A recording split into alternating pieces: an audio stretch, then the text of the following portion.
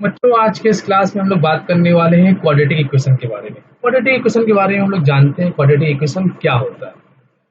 जैसा कि अगर हम लोग एक इक्वेशन लिखते हैं 3x² plus 2x plus 1 equal to 0, तो ये एक क्वाड्रेटिक इक्वेशन है क्योंकि इस इक्वेशन में एक अननोन नंबर है x, एक अननोन वेरिएबल है जिसके बारे में हम लोगों को नहीं पता कि फिलहाल उसका वैल्यू क्या है, अभी हम लोगों को नहीं पता। लेकिन उस अननोन नंबर और उस वेरिएबल का जो हाईएस्ट पावर है वो है 2। तो ऐसा क्वाड्रेटिक इक्वेशन जहाँ पे x का अननोन नंबर का हाईएस्ट पावर हम लोगों को 2 दिखे, तो इस तरह के इक्वेशन को हम लोग क्या कह सकते हैं, क्वाड्रेटिक इक्वेशन। तो क्वाड्रेटिक इक्वेशन को अगर हम लोग एक जनरल फॉर्म में लिखें तो कुछ इस तरीके से लिख सकते हैं ax² plus bx plus c equal to 0। अच्छा, ये एक बात है खास तौर पे ध्यान रखना कि x का हाईएस्ट पावर 2 होना चाहिए। तो क्या इस तरह के इक्वेशन को हम लोग क्वाड्रेटिक इक्वेशन कह सकते हैं ax² प्लस c, क्योंकि यहाँ पर x का तो हाईएस्ट पावर 2 है, लेकिन यहाँ पर x का हाईएस्ट पावर 2 होने के साथ साथ x का एक और वैल्यू आ रहा है, x एक और बार आ रहा है जहाँ पर x का हाईएस्ट पावर 1 है। तो फिर इन दोनों क्वाड्रेटिक इक्वेशन में क्या फर्क है?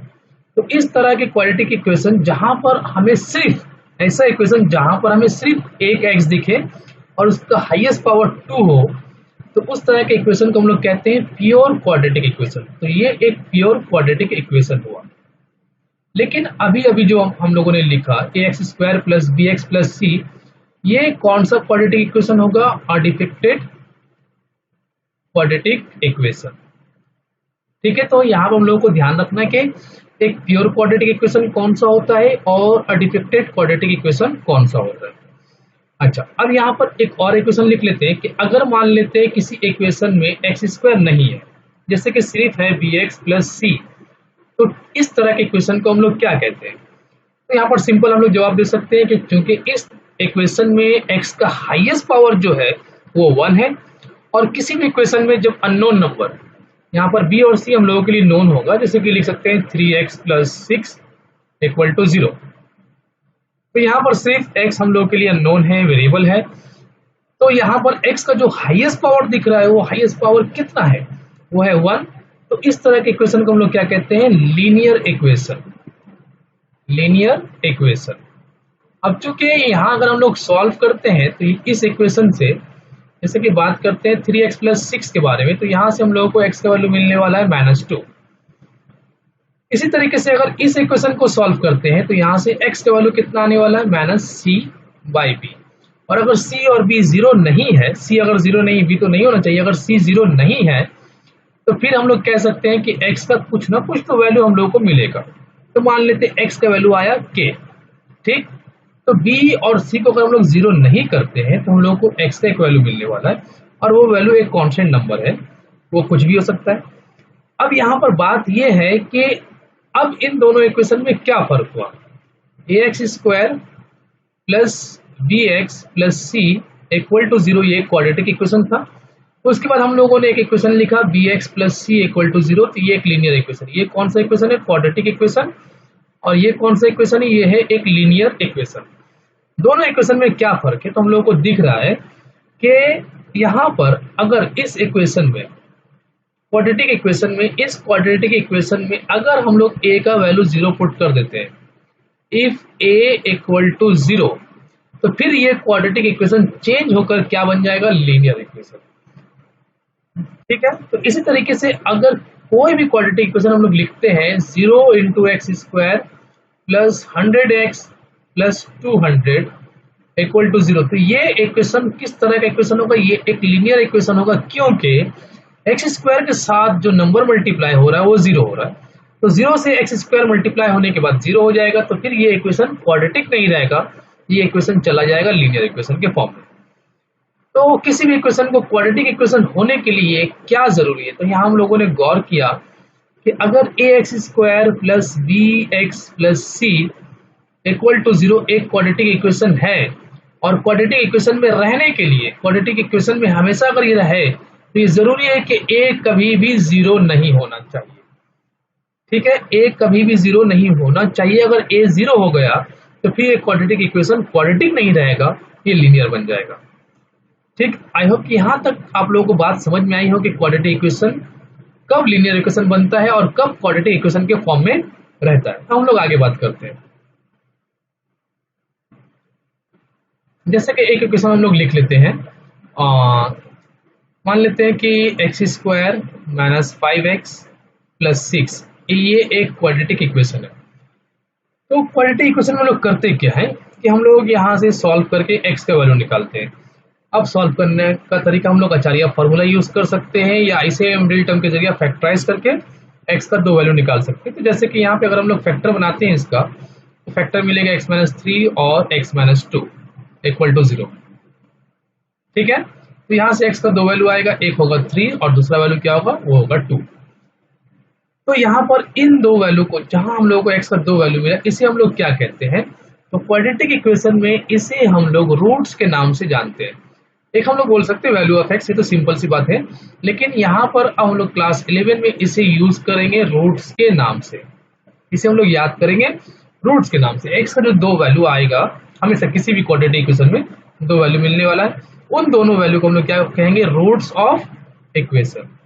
ठीक, तो ये कौन सा इक्वेशन का रूट हुआ, x square minus 5x plus 6। Okay, अब यहाँ पर अगर हम लोग कोई दूसरा इक्वेशन लिख लेते हैं, मान लेते हैं कि x square plus 5x plus 4 equal to 0।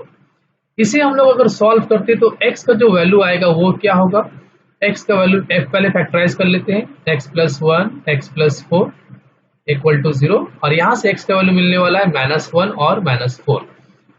ठीक है, अब यहाँ पर अगर इन दोनों इक्वेशन में गौर करते हैं, या एक इसी तरह का एक और इक्वेशन हम लोग लिख लेते हैं, जैसे कि, अच्छा हम लोग बाद में लिखेंगे, पहले यहाँ पर अगर हम लोग गौर करते हैं तो यहाँ पे हम लोग को दिख रहा है कि दो अलग अलग क्वाड्रेटिक इक्वेशन से हम लोगों को x का जो वैल्यू मिला वो दो अलग अलग वैल्यू मिला। ठीक है, यहाँ पर ये हम लोगों ने गौर किया, एक मामूली सी बात है, लेकिन आगे हम लोग देखते हैं कि अगर ये एक क्वाड्रेटिक इक्वेशन है 3x स्क्वायर प्लस मान लेते हैं 4x प्लस 5 इक्वल टू 0, और ये दूसरा इक्वेशन है, सपोज कर लेते हैं 7x square plus 8x plus 2 equal to 0। ठीक है, यहाँ इसे हम लोग सॉल्व करके x का वैल्यू निकाल सकते हैं, 2 वैल्यू निकलेगा हम लोग को, सिंपल सी बात है।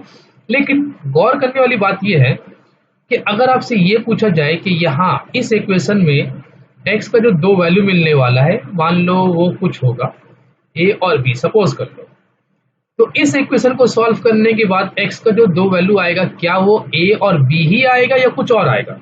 तो अभी अभी हम लोगों ने देखा कि जब हम लोगों ने दो अलग अलग क्वाड्रेटिक इक्वेशन को लिखा तो x का जो 2 वैल्यू आया था वो अलग अलग आया था। इसी तरीके से चूंकि ये दोनों क्वाड्रेटिक इक्वेशन डिफरेंट है, तो यहाँ पर हम लोगों को x का जो वैल्यू इस क्वाड्रेटिक इक्वेशन से x का जो वैल्यू मिला है, इस क्वाड्रेटिक इक्वेशन से x का वो वैल्यू नहीं मिलेगा। इससे हम लोग मान लेते हैं x का जो 2 वैल्यू आया वो c और d है, ऐसा हम लोग मान लेते हैं।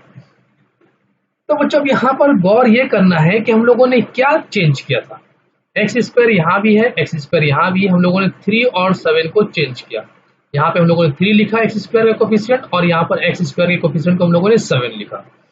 यहाँ पर एक्स कोफिशिएंट को हम लोगों ने 4 लिखा, यहाँ पर एक्स कोफिशिएंट को हम लोगों ने 8 लिखा, यहाँ पर कांस्टेंट नंबर को हम लोगों ने 5 लिखा, और यहाँ पर कांस्टेंट नंबर को हम लोगों ने 2 लिखा। तो अगर हम लोग क्वाड्रेटिक इक्वेशन के कोफिशिएंट को चेंज करते हैं तो फिर हम लोगों को जो x का वैल्यू मिलता है, जो रूट्स मिलता है, वो अलग मिलेगा। ठीक है, तो अब यहाँ पर ये बात को ध्यान में रखना है कि रूट्स चेंज होता है, रूट्स चेंज हो जाएगा, कब चेंज होगा, when a b and c, a b c किसका, मान लेते हैं ये ax square plus bx plus c equal to 0, ये एक क्वाड्रेटिक इक्वेशन है।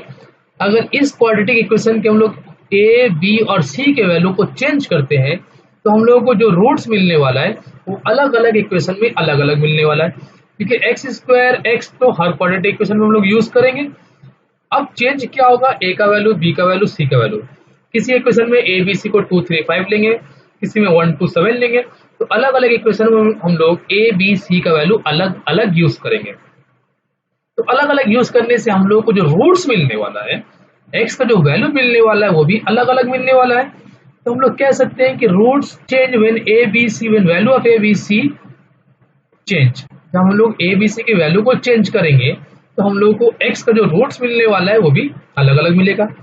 अब मान लेते हैं कि let alpha beta are roots of ax square plus bx plus c equal to 0। ठीक है, तो इस क्वाड्रेटिक इक्वेशन का हम लोगों ने दो रूट्स मान लिया, एक है अल्फा और दूसरा है बीटा। अच्छा, अब यहाँ पर अगर हम लोग ए बी और सी को चेंज करते हैं तो चेंज करने से अल्फा और बीटा का वैल्यू भी चेंज होगा। इसका मतलब ये होता है कि अल्फा बीटा और ए बी सी के बीच में कुछ ना कुछ रिलेशन जरूर है। तो अब हम लोग जानने की कोशिश करेंगे कि वो रिलेशन क्या है। तो हम लोग बात करते हैं रिलेशन बिटवीन किसके किसके बीच में, alpha beta and A B C. A B C और अल्फा बीटा के बीच में क्या रिलेशन है। तो चलो पहला रिलेशन हम लोग नोट करते हैं कि अल्फा प्लस बीटा, मतलब यू कह सकते हैं सम ऑफ रूट्स, क्योंकि अल्फा एक रूट है, बीटा दूसरा रूट है, दोनों को हम लोगों ने ऐड किया तो हम लोगों ने क्या पाया कि सम ऑफ रूट्स। तो सम ऑफ रूट्स हम लोग लिखते हैं equal to minus B by a, और ये ए क्या है, माइनस बी बाई ए क्या है और बी क्या है, तो बी है कोएफिशिएंट ऑफ एक्स और ए क्या है कोएफिशिएंट ऑफ एक्स स्क्वायर। तो हम लोग कोएफिशिएंट ऑफ एक्स को डिवाइड जब करेंगे कोएफिशिएंट ऑफ एक्स स्क्वायर से तो हम लोगों को अल्फा प्लस बीटा का वैल्यू मिलेगा। और एक रिलेशन हम लोग नोट करते हैं alpha into beta equal to C by A. तो सी क्या है, सी हम लोगों का एक कांस्टेंट नंबर है जो क्वाड्रेटिक इक्वेशन में मिलेगा, और ए क्या हम लोगों ने अभी भी लिखा कोएफिशिएंट ऑफ एक्स स्क्वायर का कोएफिशिएंट है।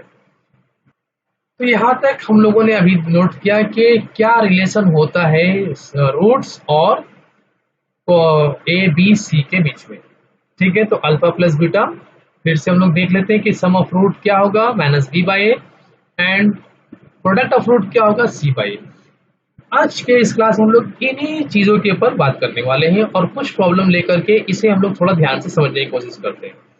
ठीक है, तो सबसे पहले एक क्वेश्चन हम लोग नोट करते हैं। जैसा कि सबसे पहले क्वेश्चन हम लोग ले लेते हैं 2x square minus 4x minus 1, 2x square minus 4x minus 1 equal to 0। तो ये एक क्वाड्रेटिक इक्वेशन है, हम लोगों को दिख रहा है, और इस क्वाड्रेटिक इक्वेशन में हम लोग सबसे पहले ये पता करते हैं कि अल्फा प्लस बीटा का वैल्यू क्या है। जैसा कि हम लोगों ने लिखा कि अल्फा प्लस बीटा क्या होता है माइनस बी बाई ए, तो यहाँ पर माइनस देते हैं, और बी क्या है माइनस 4 है तो माइनस 4, और ए क्या है 2, तो ये हम लोग को मिलने वाला है 2। दूसरा हम लोग पता कर लेते हैं कि अल्फा इंटू बीटा का वैल्यू क्या है, तो ये हम लोग को दिख रहा है कि अल्फा इंटू बीटा क्या होता है सी बाई ए, और सी का वैल्यू यहाँ पर इस क्वाड्रेटिक इक्वेशन में क्या दिया गया है, इस क्वाड्रेटिक इक्वेशन में दिया गया सी का वैल्यू माइनस 1 बाय ए का वैल्यू 2, तो माइनस 1 बाई 2। ठीक, ये एक सिंपल सा सवाल था जो हम लोगों ने क्वाड्रेटिक इक्वेशन में देखा अभी फिलहाल। आगे देखते हैं हम लोग एक और इसी के ऊपर कुछ और सवाल देख लेते हैं। जैसे कि मान लेते हैं कि अगर आपसे पूछा जाए कि alpha square plus beta square का वैल्यू क्या होगा, तो चूंकि अल्फा बीटा तो रूट है, तो हम लोग अल्फा और बीटा का जो रिलेशन ए बी सी के साथ, यहाँ पर ए बी सी क्या है, तो यहाँ पर देख लो बच्चों कि ए क्या है, ए है इस इक्वेशन में 2, बी है माइनस 4, और सी क्या है, सी है माइनस 1, और अल्फा और बीटा रूट्स है। तो अल्फा बीटा और ए बी सी का रिलेशन हम लोग क्या कर सकते हैं, सिर्फ हम लोग सम निकाल सकते हैं और प्रोडक्ट निकाल सकते हैं। ए स्क्वायर प्लस बी स्क्वायर हम लोग नहीं निकाल सकते, क्योंकि ए स्क्वायर प्लस बी स्क्वायर का डायरेक्टली ए बी सी के साथ कोई रिलेशन हम लोगों को नहीं पता। तो हम लोग क्या करेंगे कि जो रिलेशन हम लोगों को पता है, जैसे कि अल्फा प्लस बीटा पता है हम लोगों को क्या होता है in terms of A B C, और अल्फा बीटा पता है क्या होता है, तो हम लोगों को अगर किसी प्रॉब्लम में इस तरह का सवाल पूछा जाए कि alpha square plus beta square या alpha cube plus beta cube, तो हम लोग कोशिश ये करेंगे कि पहले उसे अल्फा प्लस बीटा और अल्फा बीटा के फॉर्म में चेंज कर दें। इसे हम लोग लिख सकते हैं कि alpha plus beta whole square minus 2 alpha beta. अब अल्फा प्लस बीटा का वैल्यू क्या है 2, तो 2 का स्क्वायर माइनस 2, अल्फा बीटा का वैल्यू क्या है माइनस 1 बाई 2, तो ये हम लोगों को क्या मिलने वाला है, यहाँ से वैल्यू आएगा 5। इसी के ऊपर हम लोग एक और सवाल कर लेते हैं इसी प्रॉब्लम के ऊपर। अगर मान ले जाए कि पूछा गया नंबर 4 में कि alpha minus beta whole square का वैल्यू क्या होगा, तो हम लोग क्या करेंगे, इसे चेंज करेंगे alpha plus beta whole square minus 4 alpha beta, और अल्फा प्लस बीटा का वैल्यू हम लोगों ने देखा 2 है तो 2 का स्क्वायर लिखेंगे, माइनस 4 अल्फा बीटा का वैल्यू माइनस 1/2, तो यहाँ से हम लोगों को मिलेगा 4 + 2 6। ठीक, तो ये प्रॉब्लम हम लोग इस तरह के बहुत सारे क्वेश्चन को सॉल्व कर सकते हैं, अल्फा स्क्वायर अल्फा क्यूब वगैरह इस तरह के जितने भी सवाल पूछे जाए हर तरह के प्रॉब्लम में यही करना है। चलो मान लेते हैं कि अगर पूछा जाए नंबर 5 में, मान लेते हैं कि ये पूछा गया कि alpha cube plus beta cube का वैल्यू क्या होगा, तो इसे हम लोग लिख सकते हैं alpha plus beta whole cube minus 3 alpha beta and alpha plus beta. अब अल्फा प्लस बीटा का वैल्यू हम लोग को पता है 2 cube minus 3 minus 1/2 alpha into beta का वैल्यू, और ये क्या हुआ 2, तो 2 और 2 कैंसिल, ये कितना हुआ 8 + 3 क्या मिला हम लोग को 11।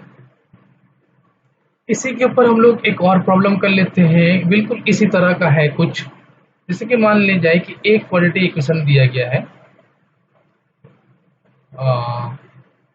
पहले इक्वेशन को नोट कर लेते हैं। तो एक प्रॉब्लम दिया गया है कि x² + ax + 12 एक क्वाड्रेटिक इक्वेशन है, और इस क्वाड्रेटिक इक्वेशन का दो रूट है, एक अल्फा और दूसरा बीटा, और फिर यहाँ अल्फा माइनस बीटा का एक वैल्यू दिया गया है 1, और आपसे पूछा गया कि a का वैल्यू क्या हो सकता है।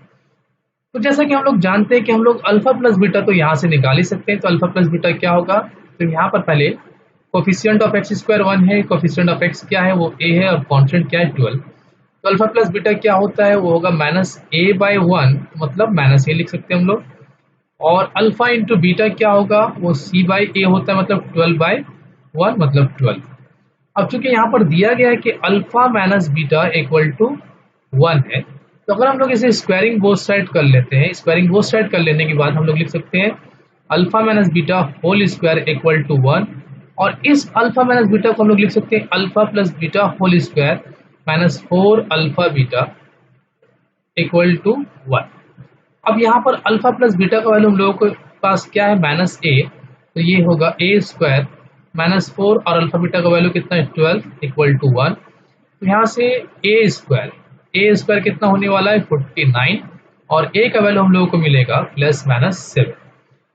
ठीक है, तो ये बिल्कुल हम लोगों ने वही कंसेप्ट यूज किया, सम ऑफ रूट का कंसेप्ट यूज किया, बस यहाँ पर डिफरेंस ऑफ रूट दिया गया था, तो डिफरेंस ऑफ रूट को हम लोग सम ऑफ रूट में कैसे चेंज कर सकते हैं स्क्वायरिंग करने के बाद, क्योंकि हम लोग जानते हैं क्लास 10 तक हम लोगों ने पढ़ा है कि a माइनस बी को हम लोग डायरेक्टली a + b में चेंज नहीं कर सकते, हाँ a माइनस बी के होल स्क्वायर को हम लोग a + b का होल स्क्वायर लिख सकते हैं, या रिवर्स में भी हम लोग काम कर सकते हैं, a माइनस बी का होल स्क्वायर a + b का होल स्क्वायर में चेंज हो सकता है, लेकिन a minus B a + b में चेंज नहीं हो सकता। तो बच्चों आज हम लोगों ने सिर्फ ये देखा कि क्वाड्रेटिक इक्वेशन किसे कहते हैं, क्वाड्रेटिक इक्वेशन का रूट्स क्या होता है, और फिर उन रूट्स के बीच में और क्वाड्रेटिक इक्वेशन में जो कांस्टेंट कोएफिशिएंट यूज किया जाता है उन लोगों के बीच में आपस में क्या रिलेशन है, और उसके ऊपर हम लोगों ने कुछ प्रॉब्लम देखा। अगले क्लास हम लोग इसी कंसेप्ट के आगे बात करने वाले हैं, और कुछ नई चीजों को हम लोग नेक्स्ट क्लास समझेंगे।